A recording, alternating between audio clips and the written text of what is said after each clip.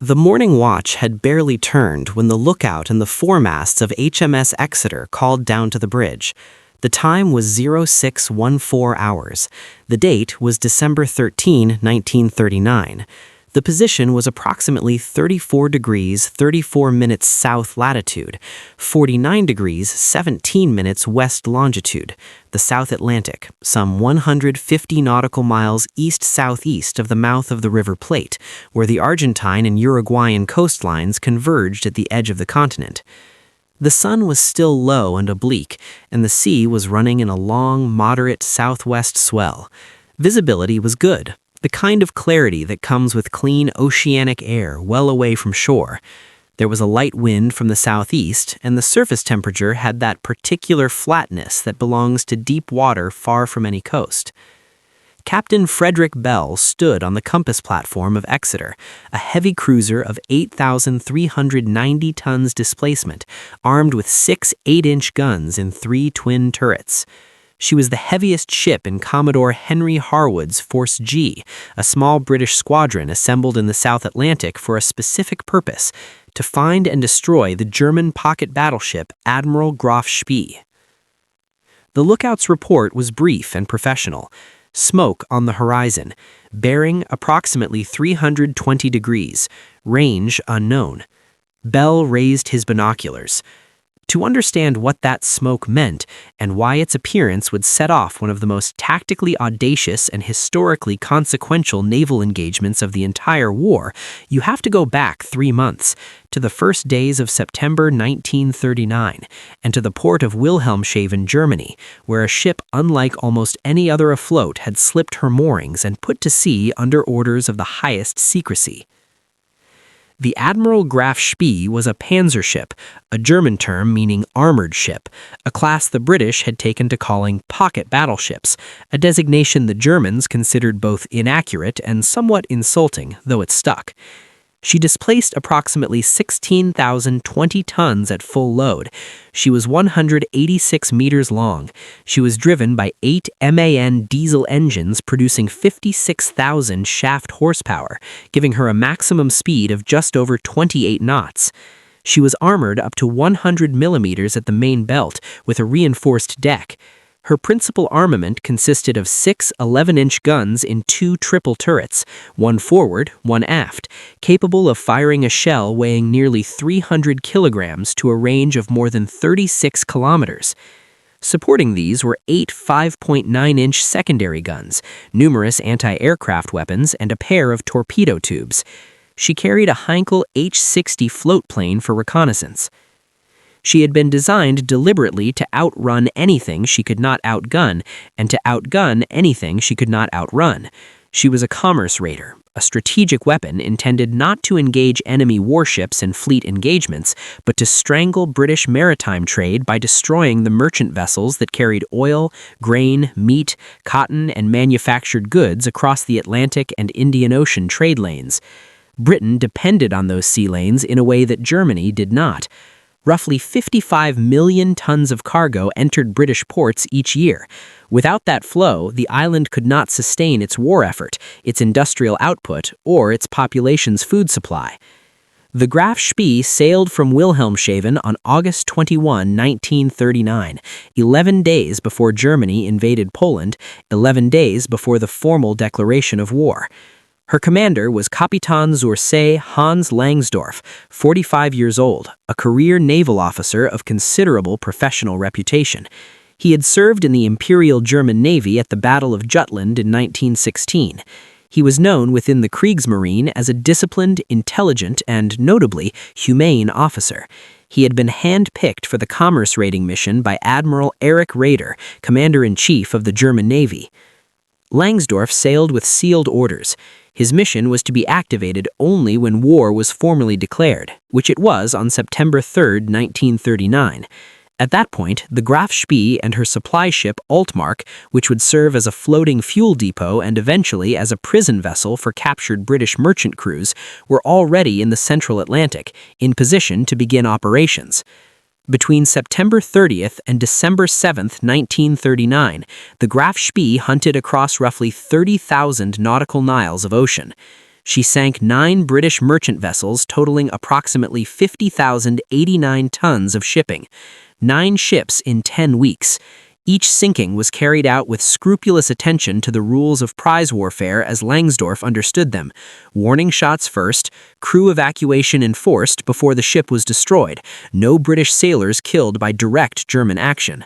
The prisoners were transferred to Altmark, which kept them in conditions that were austere but survivable. Langsdorff ran a disciplined operation. He was not conducting terror at sea. He was applying calculated strategic pressure. But that pressure had consequences far beyond the 9 vessels sunk. By November, the British Admiralty had formed 8 separate hunting groups, detachments of cruisers and destroyers deployed across the Atlantic and Indian Ocean, specifically tasked with locating and destroying the Graf Spee.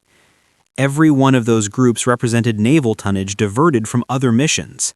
The raider was tying down a disproportionate share of Royal Navy resources simply by existing. Commodore Henry Harwood commanded Force G, one of these hunting groups. He was a thoughtful, methodical officer with a particular talent for strategic anticipation.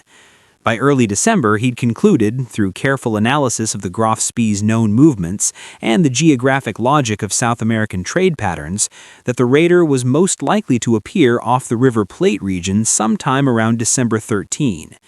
The Plate estuary was one of the busiest shipping corridors in the South Atlantic. British and Allied merchant traffic converged there constantly. Cattle ships from Argentina, grain carriers from Uruguay, refrigerated vessels bound for Liverpool and Southampton. It was exactly the kind of target-rich environment a commerce raider would seek. Harwood assembled his available ships off the Plate. His force consisted of 3 vessels, the heavy cruiser Exeter, carrying 6 8-inch guns, and 2 light cruisers, HMS Ajax and HMNZS Achilles, each armed with 8 6-inch guns. Ajax was Harwood's flagship. Achilles, operating under the New Zealand Division of the Royal Navy, was crewed largely by New Zealanders. In firepower terms, Harwood's force was significantly outmatched. The Graf Spee's 6 11-inch guns could strike at ranges far beyond the effective range of the British 6-inch weapons. Her 5.9-inch secondary battery was nearly the equivalent of the light cruiser's main armament. Her armor was proof against 6-inch shells, except at very close range, and even Exeter's 8-inch shells would struggle to penetrate the Panzerschiff's main belt at typical battle ranges. Harwood knew all of this. What he also knew was that he had no better option. If he waited for reinforcement, the Graf Spee might escape. His orders were clear. His judgment was firm. And so, on the evening of December 12, he gathered his captains and briefed them on a tactical plan that was simple in concept and extremely demanding in execution. He would split his force. If contact was made, Exeter would engage from one direction, while Ajax and Achilles engaged from another. This would force Graf Spee to divide her fire between widely separated targets. The pocket battleship could not bring her full main armament to bear on 2 separate threats simultaneously. The plan exploited the fundamental geometric limitation of a ship with a fixed turret arrangement. It was not a plan that offered safety. It was a plan that offered a chance. At 0614 on December 13, that chance arrived. When Captain Bell on Exeter's bridge first studied the smoke bearing 320 degrees, he could not yet identify the source with certainty. The range was still considerable, perhaps 30,000 yards or more, estimated roughly from horizon angles and atmospheric clarity. But within minutes, as the 2 forces converged on opposite courses, the silhouette emerging from the morning haze began to resolve into something recognizable. It was a single, large vessel, moving south-southeast at speed. Bell sent his identification report. At 0616, Harwood on Ajax received it, studied the described profile against his recognition references, and reached his conclusion. The vessel matched no Allied or neutral ship of that size. The combination of 2 super-firing turrets, one forward, one aft, the distinctive superstructure, the mast arrangement, and the clipper bow matched the recognition profile of a Panzerschiff. It was the Graf Spee. Harwood's reaction was immediate. He had been anticipating this moment for weeks. His signal went out at approximately 0618, General Chase. Force G would close on the enemy at maximum speed. Exeter would break away to engage from the southwest. Ajax and Achilles would engage from the southeast. The plan that had been rehearsed in briefing became operational in seconds. Aboard the Graf Spee, the first sighting of British warships had come almost simultaneously. At approximately 06:15, her lookouts reported smoke and then hull-up contacts to the southeast. The initial German identification was imprecise.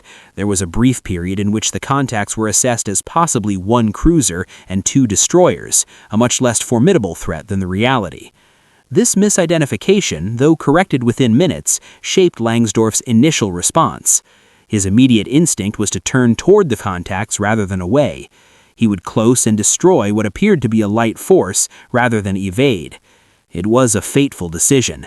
Not irrational, Langsdorff's standing orders from the Kriegsmarine gave him some latitude in engaging light enemy forces, and destroying enemy warships was a legitimate objective, but fateful nonetheless. By turning toward the British ships, he committed to battle at a moment when evasion was still possible.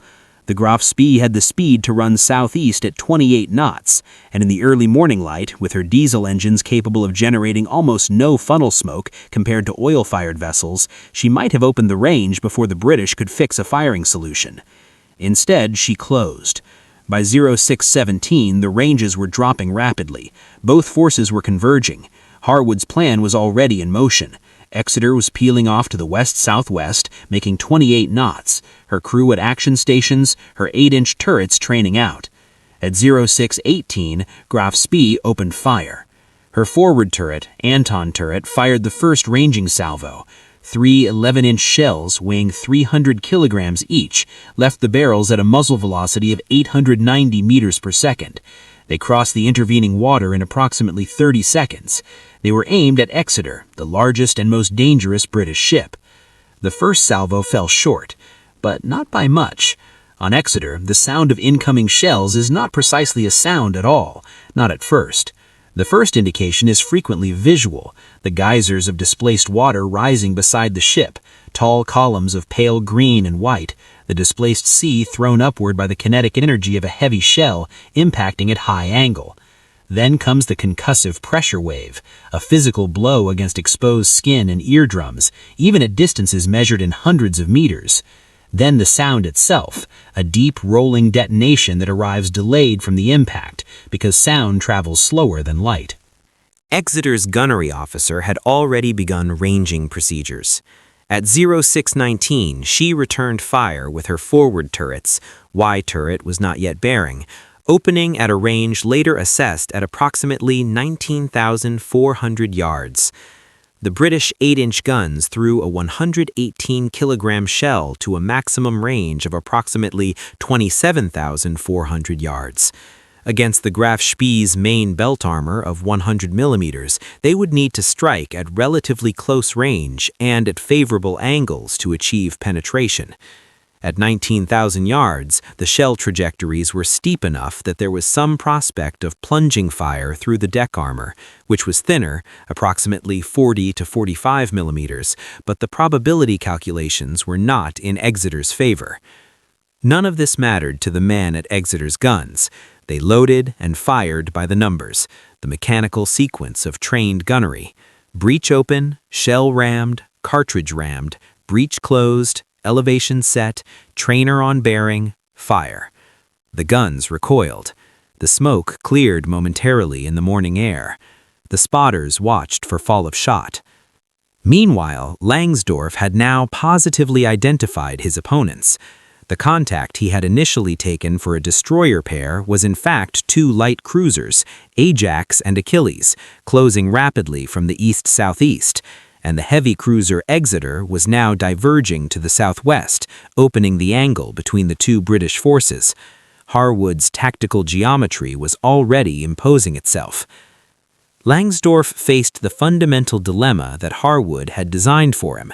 His main turrets, Anton forward and Bruno aft, gave him a combined broadside of 6 11-inch guns, but they could not fire simultaneously on targets in two widely separated directions. He would have to choose. He turned to concentrate his main battery on Exeter, the most dangerous opponent, while directing his secondary 5.9-inch guns toward the light cruisers on his eastern flank. This was the rational choice, but it gave Ajax and Achilles, with their combined 16 6-inch guns, room to maneuver, close range, and fire relatively unimpeded by the Graf Spee's heaviest weapons. They would not penetrate her main belt at normal battle ranges, but they could damage her superstructure, her fire control equipment, her secondary guns, and her exposed personnel.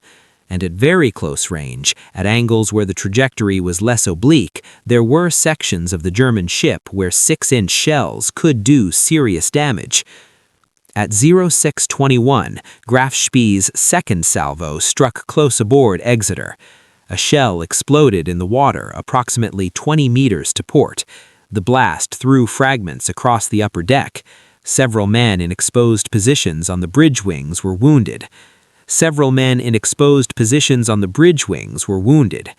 One of Exeter's Supermarine Walrus float planes, secured on deck, was destroyed by splinter damage and set on fire. The fire was dangerous. The aircraft carried aviation fuel, and damage control parties moved immediately to extinguish it before the flames could spread to the magazine spaces below. Exeter was fighting now, not just approaching battle. Her guns were firing steadily. Her helm was being used to complicate the German fire control picture by making small course changes, weaving slightly, enough to introduce variable ranging errors into the enemy's calculations, while maintaining the general bearing that Harwood's plan required.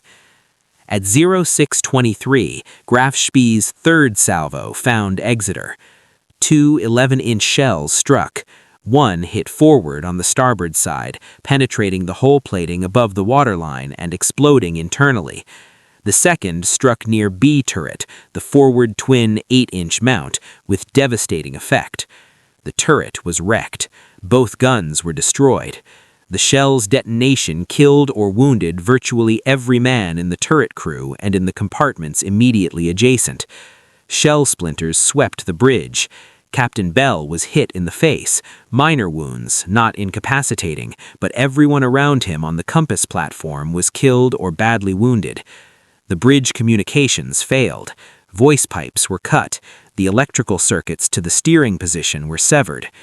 Exeter was now being steered from aft by men relaying helm orders by a chain of human messengers passing through smoke-filled compartments because the conventional communication systems were gone. She was also now fighting with 4 8-inch guns instead of 6, with her remaining operational turrets, A turret forward and Y turret aft, and with her gunnery control disrupted by the damage to the forward fire control position. She continued to fire. To the east, Ajax and Achilles were closing fast. Harwood had read the engagement correctly.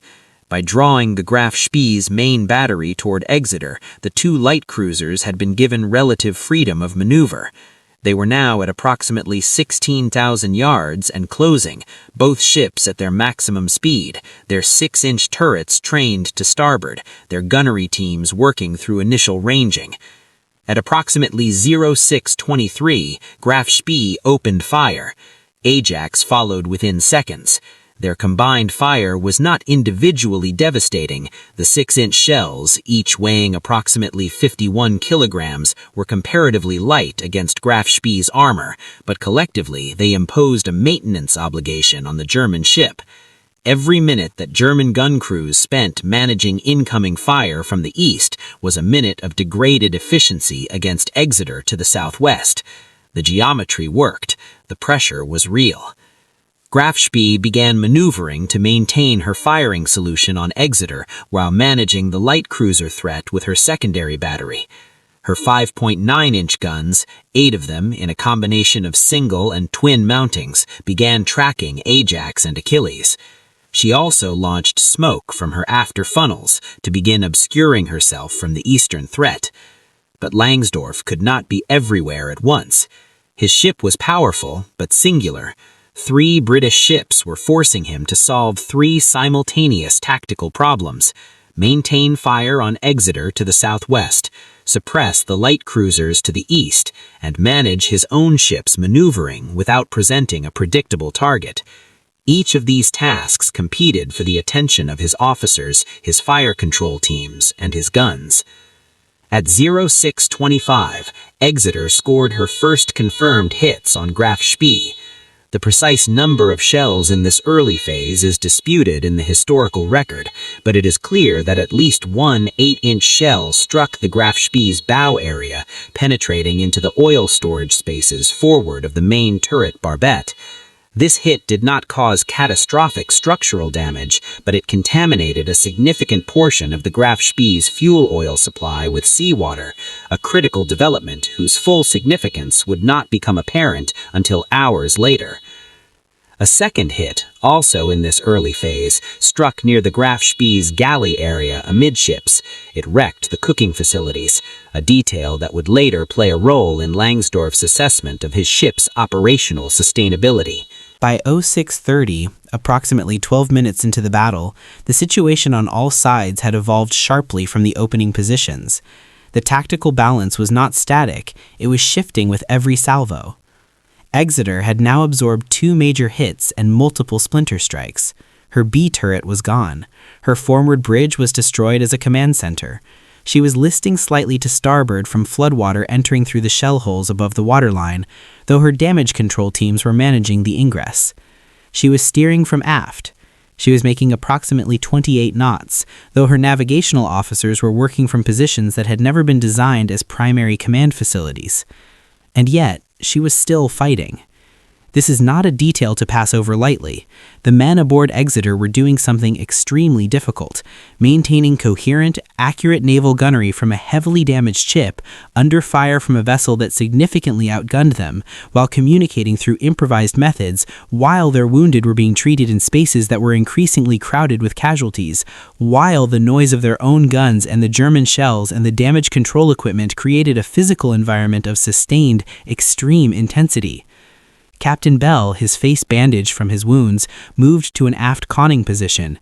He was directing his ship through a system that relied on human runners carrying handwritten notes and shouted relay messages through 3 decks of a warship in the middle of a battle. The helm orders that in normal conditions would be transmitted electrically in fractions of a second were now taking 10 or 15 seconds to execute. In a fast-moving naval engagement at ranges of 10,000 to 20,000 yards, with both ships maneuvering at speeds above 25 knots, 15 seconds of delay in a helm order is not a trivial matter. And still, Exeter's guns fired. A turret continued working, Y turret aft continued working. The shells continued crossing the 30 or 40 seconds of flight time between Exeter and the Graf Spee, and some of them were finding their target. At approximately 0632, Graf Spee altered course to the west, turning away from the light cruisers and toward Exeter. The turn brought her main battery to bear at closer range on the damaged British heavy cruiser, and for a short period around 0632 to 0637, she concentrated her fire with considerable effect. At 0637, another heavy caliber hit struck Exeter. This shell pierced the hull on the starboard side and exploded in the forward area below the waterline on the starboard torpedo flat. The explosion killed several men and created a flooding situation in the torpedo space. More critically, it put the starboard torpedo tubes out of action and created additional flooding that the damage control teams, already stretched, had to manage simultaneously.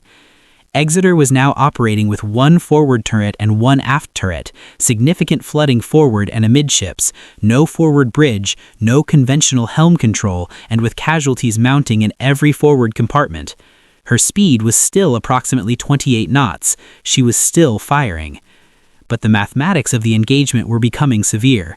She had taken 3 major hits from 11-inch shells. Each one had degraded her fighting capability measurably.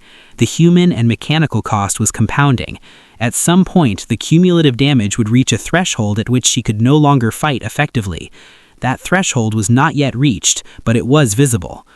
Harwood, watching from Ajax, understood what was happening. He could see Exeter's damage through binoculars and from the pattern of her fire. He accelerated Ajax and Achilles, pushing them harder toward the Graf Spee, trying to draw the German ship's attention back to the eastern threat, trying to relieve the pressure on Exeter by making themselves too dangerous to ignore.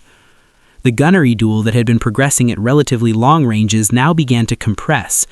By approximately 0638 to 0640, Ajax and Achilles had closed to within approximately 13,000 yards of the Graf Spee, a range at which their 6-inch guns began to pose a more credible threat to the German ship's secondary systems and exposed equipment, if not to her main belt armor. Graf Spee responded. She shifted her main battery, or at least one turret's worth, toward the light cruisers while maintaining secondary fire on Exeter. This is when the engagement reached what might be described as its central inflection point. With both her main turrets briefly engaging different targets, neither target was receiving the full weight of Graf Spee's fire. The concentration that had been punishing Exeter eased fractionally. The shells falling near Ajax and Achilles were still dangerous, extraordinarily so, but they were individually aimed, not part of the coordinated ladder ranging pattern that had proved so effective against Exeter. And yet, during this interval, Ajax scored hits. The precise accounting of hits on the Graf Spee during the engagement was not fully reconstructed until after the war, from German damage records and survivor accounts. But it is established that Ajax and Achilles between them achieved a significant number of hits during the middle phase of the engagement. Estimates range from 15 to 20 distinct shell strikes with 6-inch weapons. These hits did not penetrate Graf Spee's main armor, but they damaged her superstructure. They destroyed one of her secondary gun mountings. They killed and wounded German crew members in exposed positions. They damaged her range-finding equipment, her Zeiss optical rangefinder, which was a critical component of her fire control system. They hit her aircraft catapult. They struck her funnel and various ventilation trunking arrangements. They created damage that was not individually decisive, but cumulatively significant. One hit in particular struck the Graf Spee's forward gun control station. The damage to the fire control optics was serious. It degraded the accuracy of her main battery fire for the remainder of the engagement. Langsdorff was also wounded during this phase. A shell fragment struck him on the bridge, wounding him in the arm and, according to some accounts, briefly rendering him stunned. The wound was not disabling, and he remained in command throughout. But his physical experience of the battle was that of a man fighting through pain in a ship that was absorbing punishment from 3 directions. At approximately 0638, Exeter fired torpedoes. Her port torpedo tubes were still operational. 4 torpedoes were launched at a range of approximately 8,000 yards. All 4 missed. The Graf Spee maneuvered to comb the tracks, but the torpedo attack imposed an immediate tactical demand on Langsdorff. He had to turn his ship away from the threat bearing, which changed the geometry of the gun engagement and interrupted his fire plan. This was precisely the effect Harwood had designed for. Exeter, even in her damaged state, even fighting through cascading mechanical failures and human casualties, remained operationally relevant, a source of threats that Langsdorff could not ignore and had to maneuver against. Every maneuver the Graf Spee made to avoid a torpedo, or to open range from one threat, or to bring guns to bear on another, was a maneuver that cost her time, course, and fire control solutions. Around 0640, Achilles fired torpedoes as well. These also missed, but again imposed a course change obligation. The engagement had now lasted approximately 22 minutes. In those 22 minutes, Exeter had lost 1 turret and was fighting with 2. She had lost her primary bridge and was being steered from aft. She had sustained 3 confirmed main caliber hits. She had dozens of casualties among her crew of 650 men. Ajax and Achilles had so far escaped the most severe punishment, having benefited from the Graf Spee's attention being divided and from the range and maneuvering that Harwood's plan had built into the tactical geometry. The Graf Spee had been hit multiple times by 6-inch shells, had sustained several 8-inch hits, had damage to her fire control equipment, had significant fuel contamination from the early Exeter hit to her bow, had damage to her secondary battery, and had a wounded commanding officer on the bridge. She was far from sunk. Her main battery was largely operational, her speed was unimpaired, she was still a formidably dangerous ship. But she was not undamaged. At approximately 0650, Langsdorff made a decision that would define the remainder of the engagement and, in ways he could not fully calculate at that moment, the remainder of his life. He turned west. He turned toward the River Plate, toward the neutral harbors of Montevideo and Buenos Aires, toward the shallow, restricted coastal waters where a large warship was at a navigational disadvantage, away from the open ocean where his speed and armament gave him every tactical advantage. The historical debate over why Langsdorff turned west has continued for more than 8 decades. The German accounts emphasize the damage to the ship, the fuel contamination, the fire control degradation, the galley damage that would complicate feeding his crew on a long ocean voyage, the shell damage to various hull sections, and suggest that Langsdorff concluded his ship required repairs before she could operate safely in the open Atlantic against a concentration of Allied warships that a prolonged engagement would attract. The British accounts and some post-war analysis by German naval historians offer a more critical interpretation. The Graf Spee was not critically damaged. Her main propulsion was unimpaired. Her primary armament was functional. She had the speed to disengage from Harwood's force and make for open water to the south. The decision to turn toward a neutral harbor under international law would impose severe constraints on her freedom of action, and Langsdorff knew this. What is documentable is the specific combination of factors Langsdorff cited in his communications to the Kriegsmarine in the hours and days that followed. The forward fuel contamination, which she estimated had affected approximately 20% of his usable oil supply, the damage to the fire control equipment, the structural damage that, while not flooding critical, represented a series of repairs requiring dock facilities, and his assessment that the British forces would be reinforced before he could complete those repairs at sea. None of these individually constituted a reason to abandon the open ocean. Combined, in Langsdorff's judgment, they justified seeking a neutral port.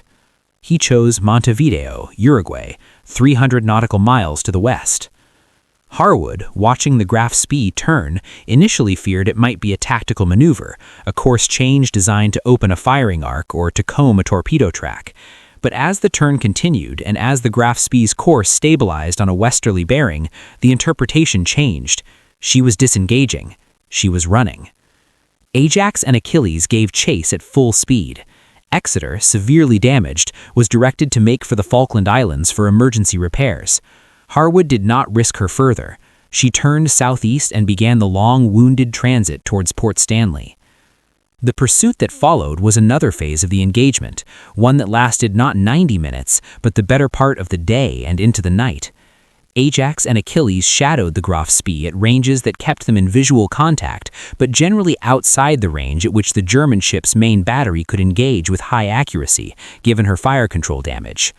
The German ship periodically turned to fire, brief, sharp exchanges of gunfire in which Ajax was hit and damaged, losing 2 of her 4 turrets, but no sustained gun action developed. During one of these exchanges, at approximately 0716, Ajax was struck by an 11-inch shell that passed through her without detonating, a dud, either from a fuse failure or from a defective shell. Had it exploded, it would likely have caused catastrophic damage to the light cruiser. The shell was found in the ship. It was photographed.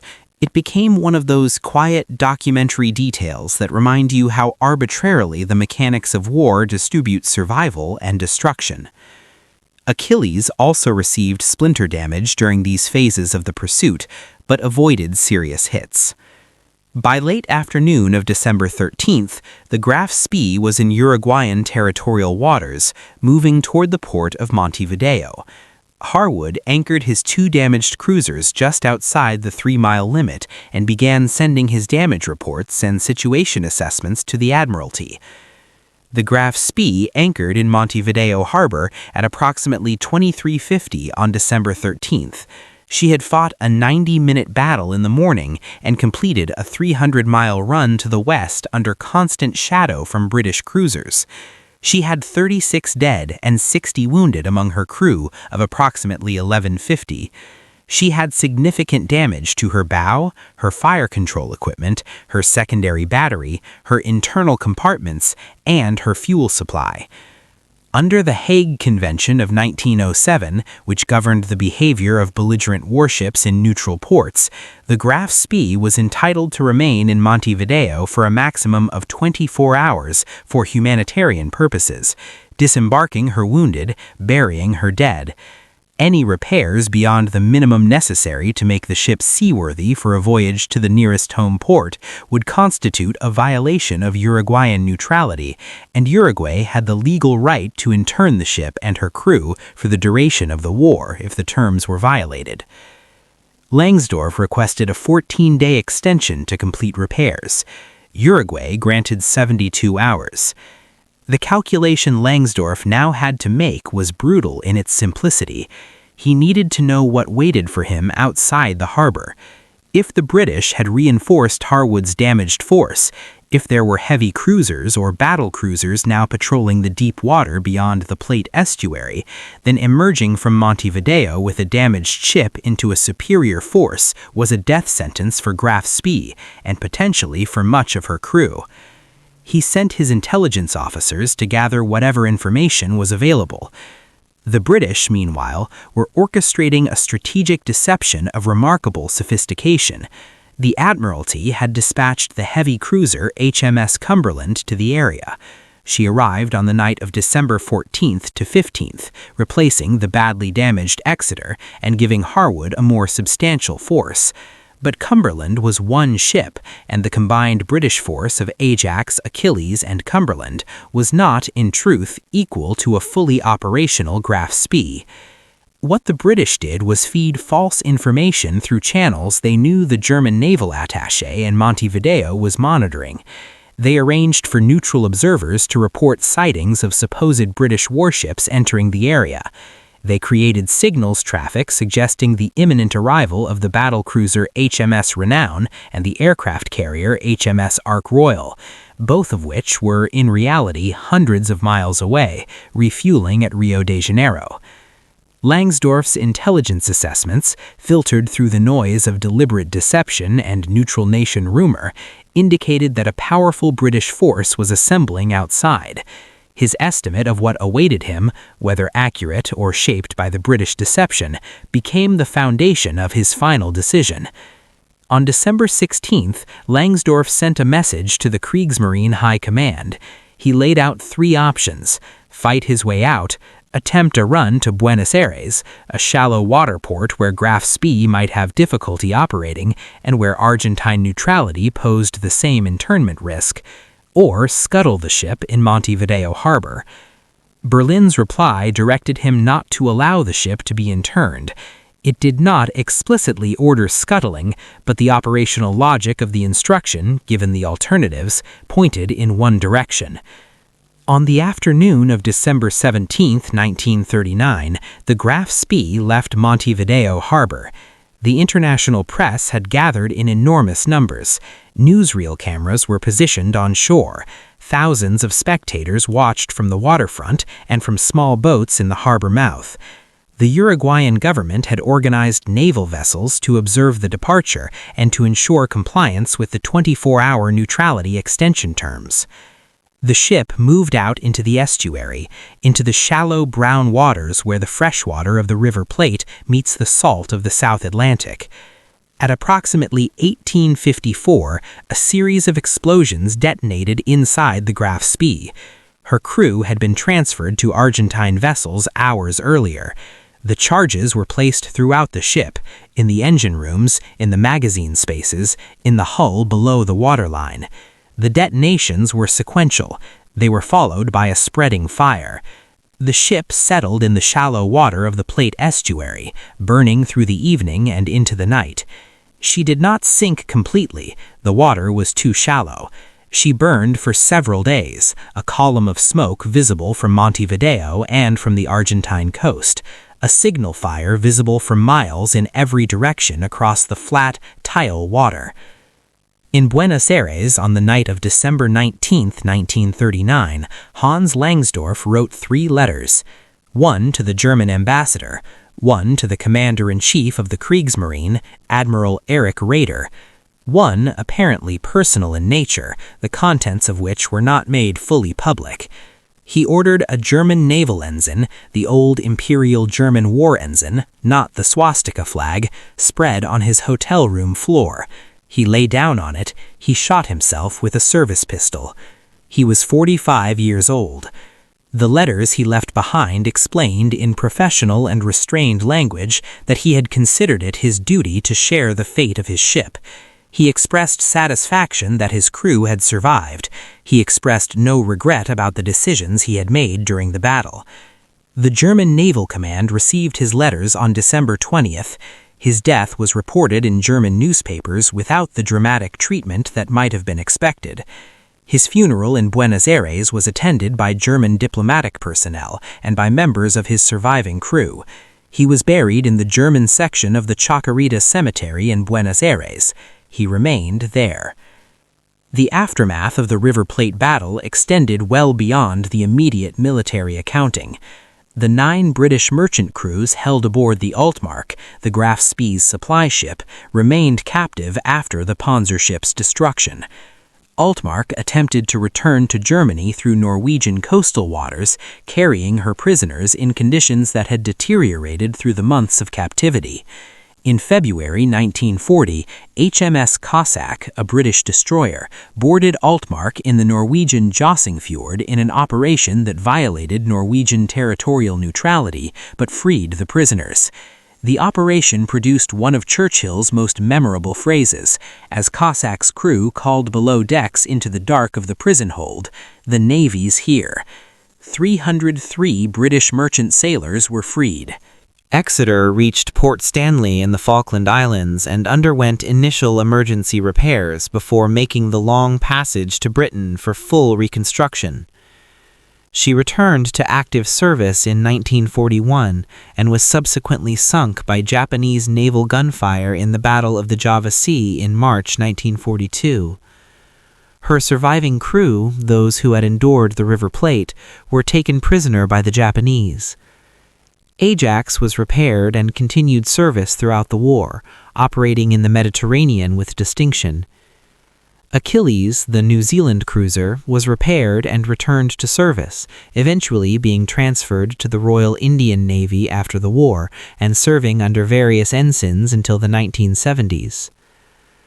Commodore Henry Harwood was promoted to Rear Admiral almost immediately after the battle. He was knighted. He eventually became Commander-in-Chief of the Mediterranean Fleet, though his tenure there was marked by the strategic difficulties of 1942, and he did not sustain the reputation he had built at the Plate. Captain Frederick Bell of Exeter was awarded the Distinguished Service Order. His first lieutenant, Lieutenant Commander Jennings, who had kept the ship fighting during the period when bridge communications were severed, received the Distinguished Service Cross. The wreck of the Graf Spee remained in the Plate estuary for decades. The Uruguayan government periodically granted salvage rights. Portions of the ship were raised over the years. Her rangefinder was recovered and is displayed in the Naval Museum in Montevideo. Her eagle figurehead was eventually recovered and displayed as well. Her main Zeiss optical rangefinder became one of the most studied artifacts of the engagement because the damage to it, the 6-inch shell strikes that had degraded Langsdorff's fire control, could be physically examined and compared against the battle record. The Graf Spee's bell is held in a private collection. Her telemeter equipment was studied by British naval intelligence after the battle. The entire engagement was analyzed exhaustively by both the Royal Navy and the Kriegsmarine, because it was one of the first major naval battles of the new war, and because it raised important questions about the employment of surface raiders, the use of divided fire against capital ships, and the role of tactical surprise in overcoming material disadvantage. What the Battle of the River Plate demonstrated, for the British, was that well-coordinated tactical handling of numerically inferior but well-led forces could impose disproportionate costs on a technically superior opponent. Harwood's decision to split his force, to make Graf Spee solve 2 problems simultaneously rather than one, was the decisive tactical innovation of the engagement. It did not guarantee British survival. It guaranteed that the Graf Spee would pay for every advantage she pressed. What the battle demonstrated for the Germans, though the full lesson was not immediately absorbed, was that the commerce raider concept, sending individual large surface ships to prey on Allied shipping, was fundamentally limited by the same geographic and political constraints that had trapped Langsdorff in Montevideo. A raider's freedom of action depended on avoiding battle with enemy warships and on finding safe ports for maintenance. In a war in which Britain controlled the majority of the world's naval bases and in which neutral harbors carried the risk of internment, the mathematics of a commerce raider's operational longevity were not favorable. The German Navy would conduct several more surface raider operations, most notably the Bismarck sortie into the North Atlantic in May 1941, but the era of the Panzer ship as a viable independent strategic weapon ended, for practical purposes, in the shallow water of the River Plate on the evening of December 17, 1939, when the fires aboard the half-sunken Graf Spee were visible against the southern sky. The men who had fought that battle, on both sides, went on in ways that the event itself could not predict. Some survived the war, some did not. Exeter's crew, who had taken the heaviest losses and suffered the most severe damage in the engagement, had 3 more years of war ahead of them before the Java Sea closed the account for many of them. The 36 Germans killed aboard Graf Spee during the battle were buried in Montevideo. Their cemetery plots were maintained for decades through various arrangements between the German community in Uruguay and the Uruguayan government. In 2004, the Uruguayan government conducted extensive underwater surveys of the wreck, funded in part by a private consortium with interests in the salvageable materials.